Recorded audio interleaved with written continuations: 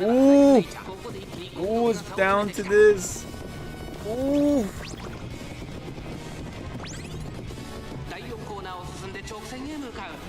Oh! Oh, here we go! Oh, the debuff! Oh. It all winds down to this. Oh, Major McQueen.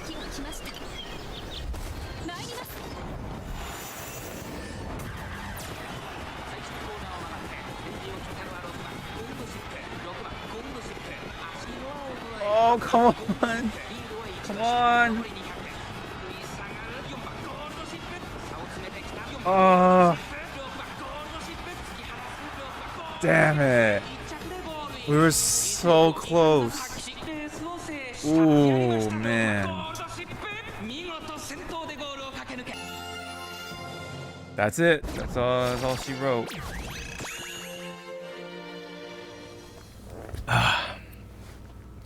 Hey everyone, Sean here, and welcome to the Hawke Talks.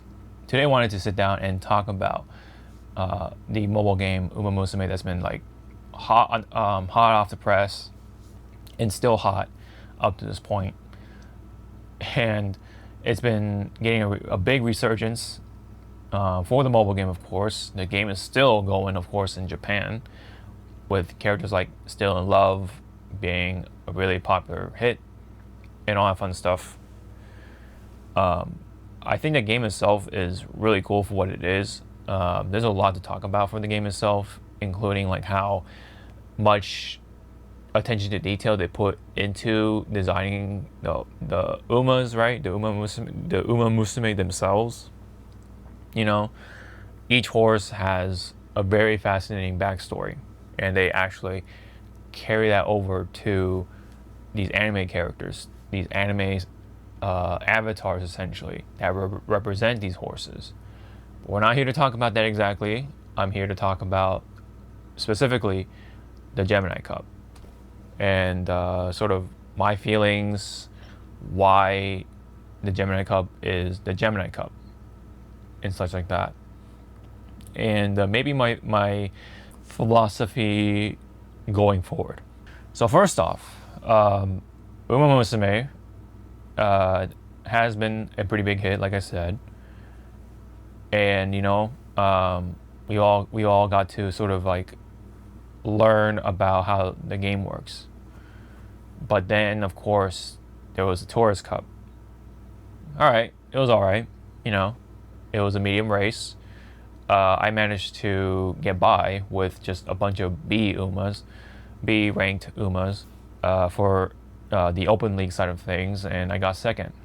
Then the Gemini Cup came up. That's where I actually paid attention to it, and I actually did some career runs to build Gold Ship and other such Umas, including Major McQueen and Nice Nature and even Air Groove at one point to do the Gemini Cup. So I did what I could as a low spending player. I do have a fully limit broken Super Creek support card along with Sweep Tosho and a couple of other SL cards that are pretty good. So I felt like I was pretty lucky, especially early on, because I actually took the route of dumping my free carrots and all that stuff into the support card banners, especially the first ones. And then I got a couple of Uma, including TM Opera and like Major McQueen. Ugly Cap, I got her at one point. I got very lucky on that one. My first free 3-star was Marzinski, so on and so forth. But the point was that I definitely got a pretty decent pool of SR cards, but I definitely don't consider myself a whale, of course, at least up to this point. Maybe that'll come at a later point, but that'll be for a long time because certain Uma have not made it into the banner just yet. Anyways, that's sidetracking a little bit.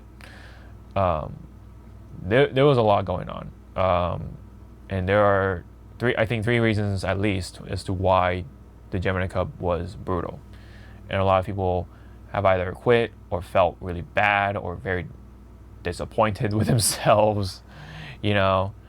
Um, but yeah, let's get through the reasons first.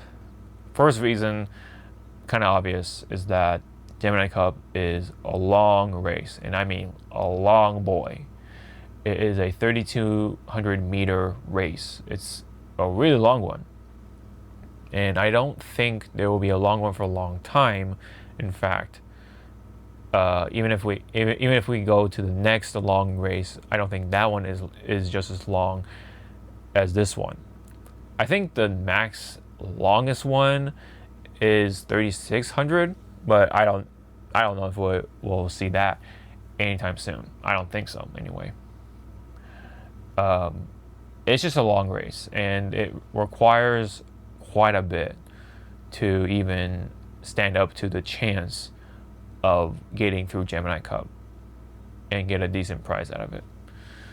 So yes, that of itself is already a reason, right? Especially when you're, this being a PvP event, that also does play a part too. The second reason for Gemini Cup is definitely one of the bigger reasons, and that is the accelerated rate. The accelerated rate really does change things for this version of Uma Musume.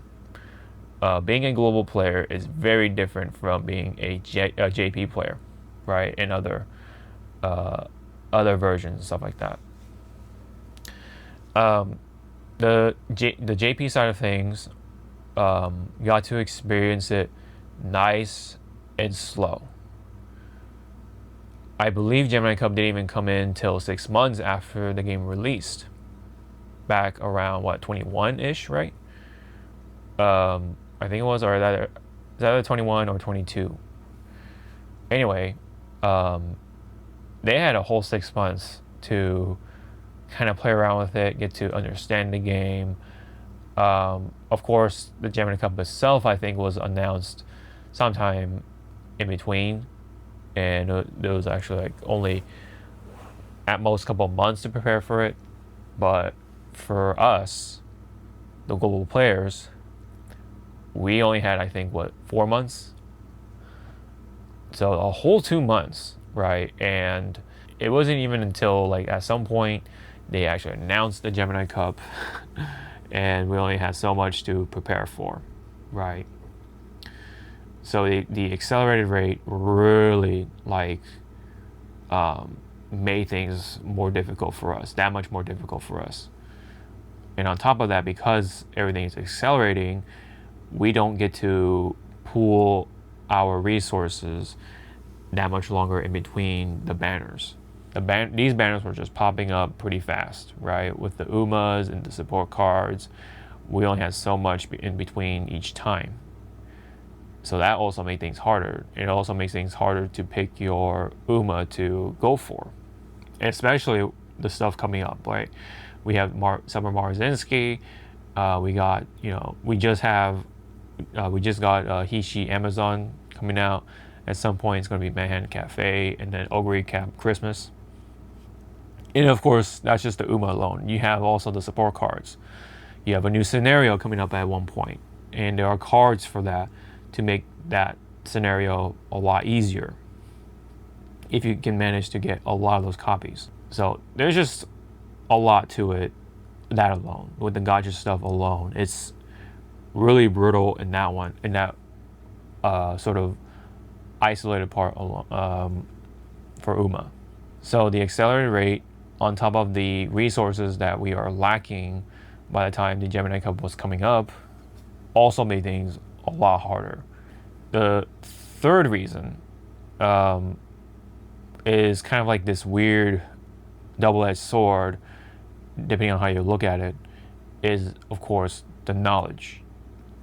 The knowledge allowed us to know what worked and what didn't, or what works or what could work and what could not work. And that also made things a lot harder, because now you have a standard to feel like meeting. You set yourself up for disappointment in a sense, because a lot of those runs, if you know, like those career runs can be not fun at times because you get a lot of sleep deprives and of course the practice pours and the sudden night owls and so on and so forth. Especially with slow metabolism, it's just annoying to deal with. Random elements, such RNG, it makes things very abrasive when you're trying to get through making the appropriate UMA as quickly as possible and efficiently as possible, trying to make the best out of what you got. It's definitely one of those games where when a game gives you an inch, you gotta stretch it out to a mile, as best as possible. You just have to work with what you got and just go with it. And then so with the knowledge checking, you have to we're told by these UMA guide makers of like, oh, you gotta have this much speed, you gotta have that much stamina, this much power, that much wit, so on and so forth. Oh, S ranking and long. Oh, you should have these skills, the 3 stamina skills that are gold. Oh, you need to have what was it? The end surger straightaway or whatever you call it, straightaway spurt, I think it was, right? Which is a really good skill for the end closers. And then of course the UMAs themselves. Oh, Golshi, with that much stuff on it, right? And then a lot of people were trying to run those debuffers, right, along with just another racer. But of course you have that ace, you have the Golshi, and of course the Narita Taishin. Yeesh, man. A really well-built Taishin is just brutal to fight against. So knowing all of that really makes it all an entirely different experience going into this game and going into the Gemini Cup, because you now know the knowledge, what's the meta, what works, what doesn't. You have these standards set up for yourself. Japanese players and such other players had the luxury of the ignorance is bliss sort of vibes. So they just went in not knowing as much. Yes, they have 6 months, but still. And I'm sure they had a ball with that race. I can't, of course, tell you what the experience was like, but I'm sure it was very different in comparison to this. This being 4 months in, you have all this knowledge, and so you have this sort of like need or feel to meet those standards. And again, you'll set yourself up for disappointment because there's just a lot of RNG thrown into this game, which is another thing, right, about Uma Musume. And so, but yes, the 3 reasons of at least why the Gemini Cup was brutal is, of course, the distance itself, the accelerated rate, and the knowledge. It was a knowledge check, a huge knowledge check. 4 months in, and we already have something like this. That's really, really brutal in retrospect. This is all something I've come to learn after I was done with this whole Gemini Cup, and looking into the thoughts of other players, watching other YouTubers speaking their thoughts on it. I mean, my experience with Gemini Cup overall was kind of like a contrary, because I actually had fun with it. Ah, Taishin. Oh no! You son of a bitch! Oh no! Dude, it's so close! Oh! Oh! Oh! Yes!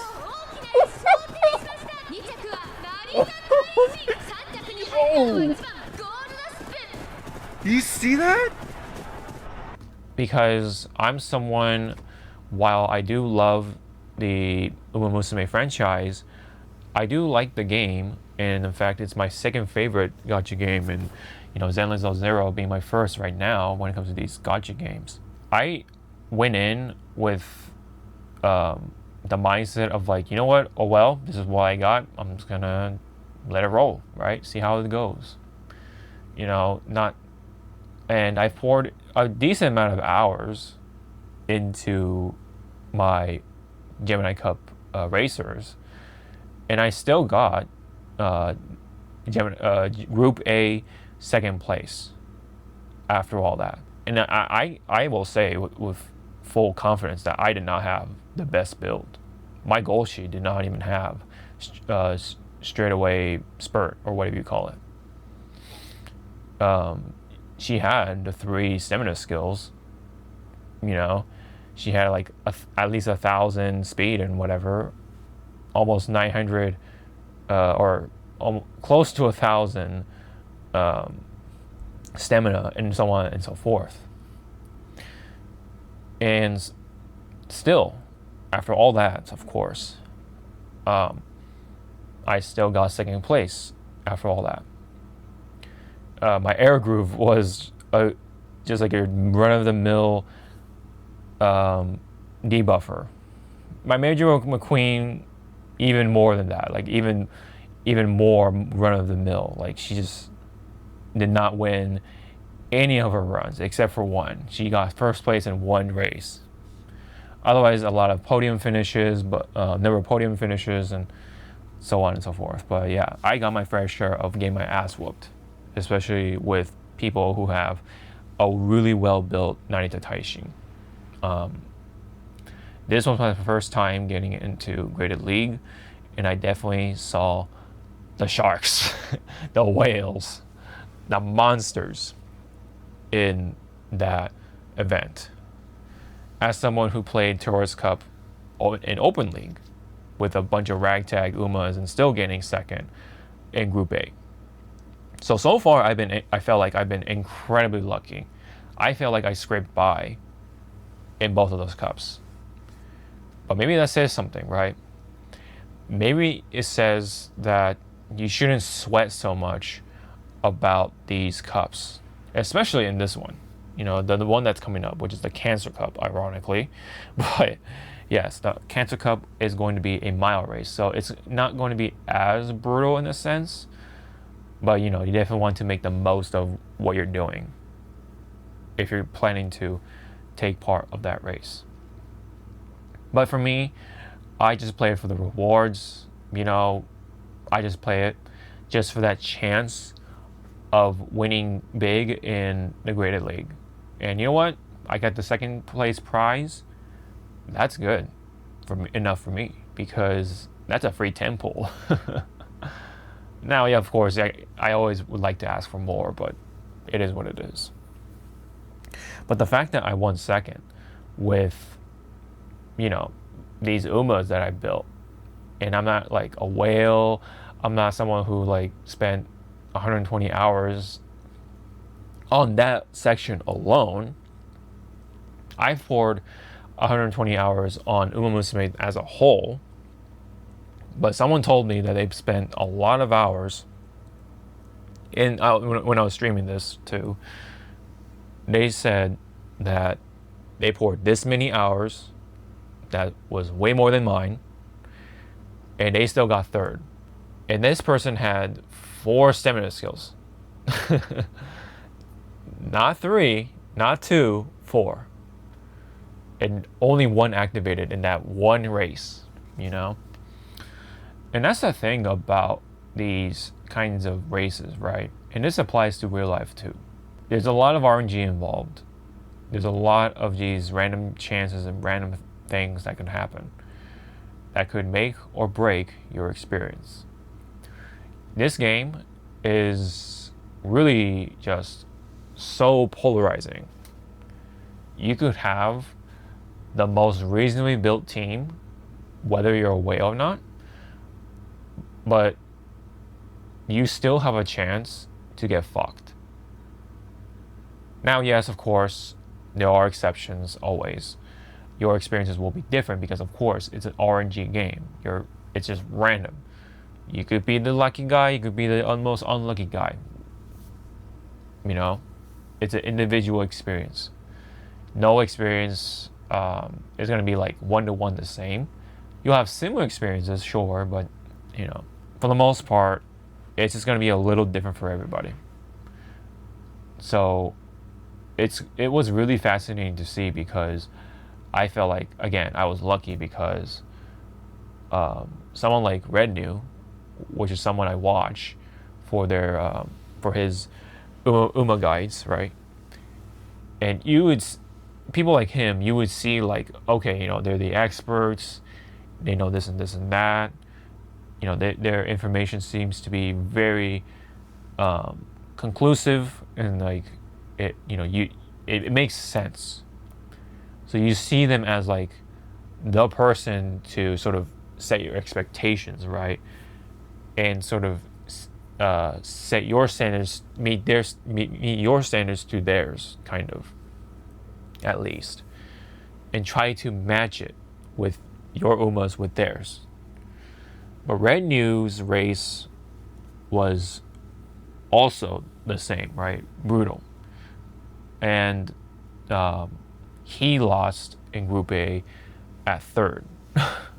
So how does someone like me, who's not like him, get second? I felt like he had it better than me, looking at his stats and stuff like that. Like, it's mind-boggling, man, but that's just how it works, You can win all these races, right? But that one race that counts, that one race that has the prize, you still have a chance to get fucked. And that's just kind of how it works in real life, right? Especially with real horse racing. You have this horse winning all these other races, so everyone has their bet on that horse. Gold Ship, for example. Remember what happened with the 12 billion yen incident? Right? And then you have someone like Nakayama Festa. That horse apparently beat a 1-38 odds in that one race. In Festa 1. It just goes to show that there are so many parallels with that kind of stuff. And that's something you have to remember going into this type of stuff. Same with fighting game tournaments, as someone who is enthusiastic with those games as well. You see that one player winning all these other tournaments, but then they get to Capcom Cup in Street Fighter 6 or whatever, or any Street Fighter game for that matter. And there's this guy that comes out of completely nowhere, sweeps the entire tournament, and fucks that number one favorite player. Right? Kind of a similar experience that happened with MenRD.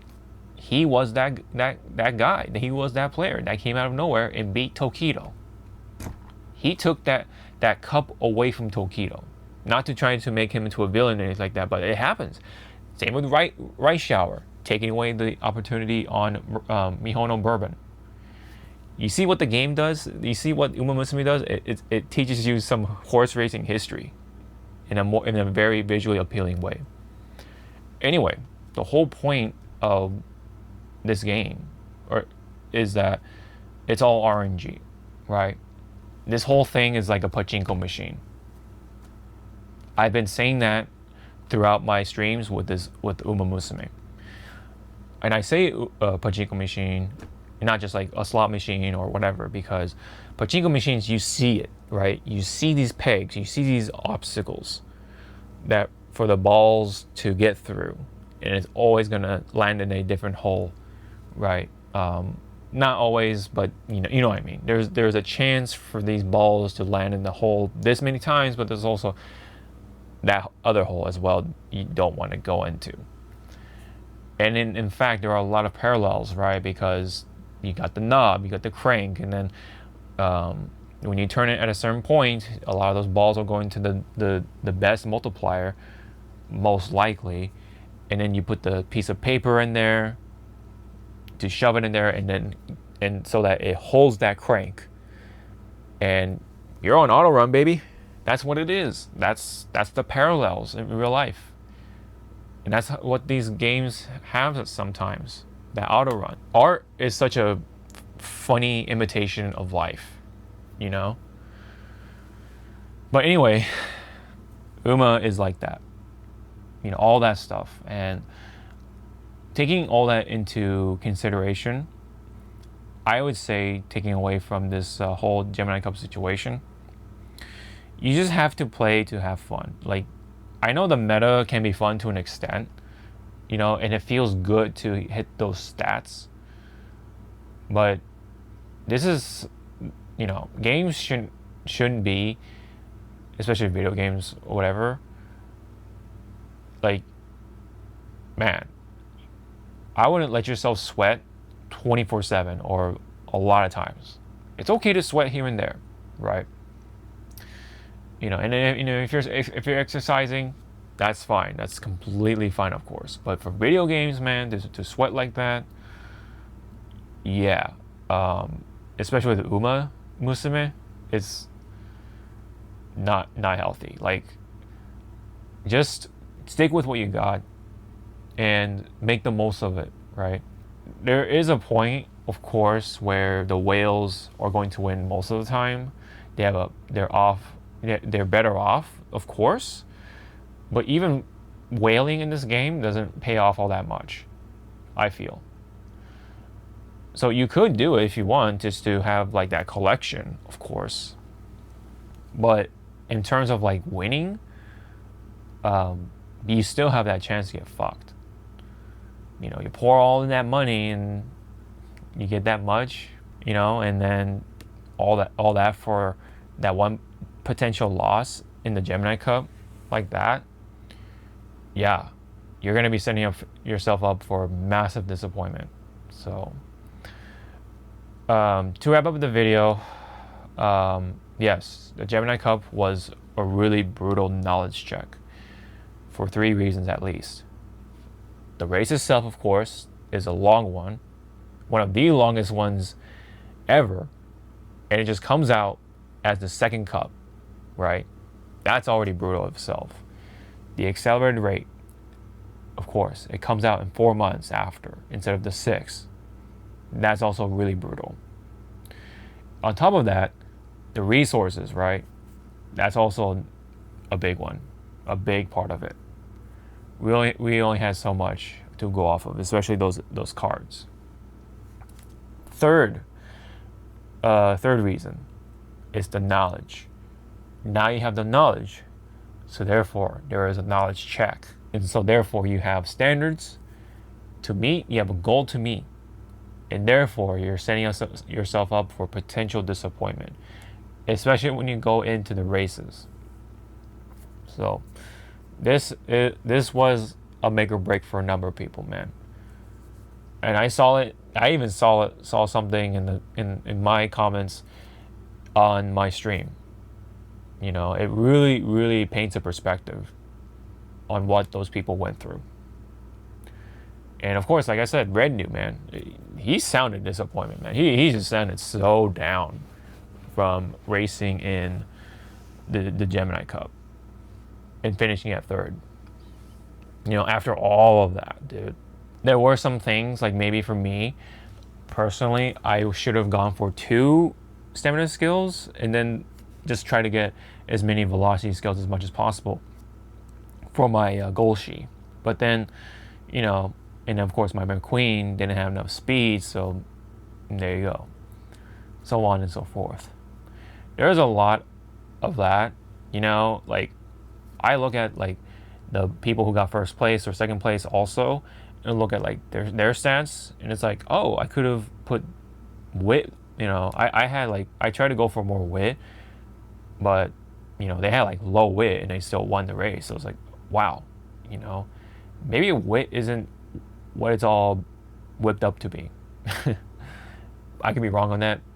maybe you need more wit for this race, for this upcoming race, because it's a mile race, and you want your front running and mile skills to activate as quickly as possible ish, or at least consistently as possible. So maybe there you can have like, you know, at least 500 wit or something, maybe. But anyways, that's all I have for this video. So me going forward, I'll still play the game, of course. I still like it. In fact, it's still my second favorite gacha game right now, and then ZZZ being first. It's just that it really cements my philosophy on this game, and I'm just gonna just play it like, you know, as much as I feel like playing it, you know, and I'm not gonna like lose sleep over it or anything like that. Trying to get like the best parent and trying to get the best stats and sparks and all this shit. Because that itself is brutal, you know, like all those one star guts and stuff like that. That's a whole other story. So anyways, that's all I got. Thank you very much. If you have any related comments, please leave me down in the comment section below. I'd love to read them. You know, what are your feelings? What was your experience like for Gemini Cup, and what is your sort of feelings going forward? What are your thoughts? How are you gonna go with? How are you gonna, you know, do things going forward if you're planning to continue to play Uma Musume? Like and subscribe, of course, really helps out, and I do appreciate it. So thank you very much, and I hope to see you all in the next video. Ciao now.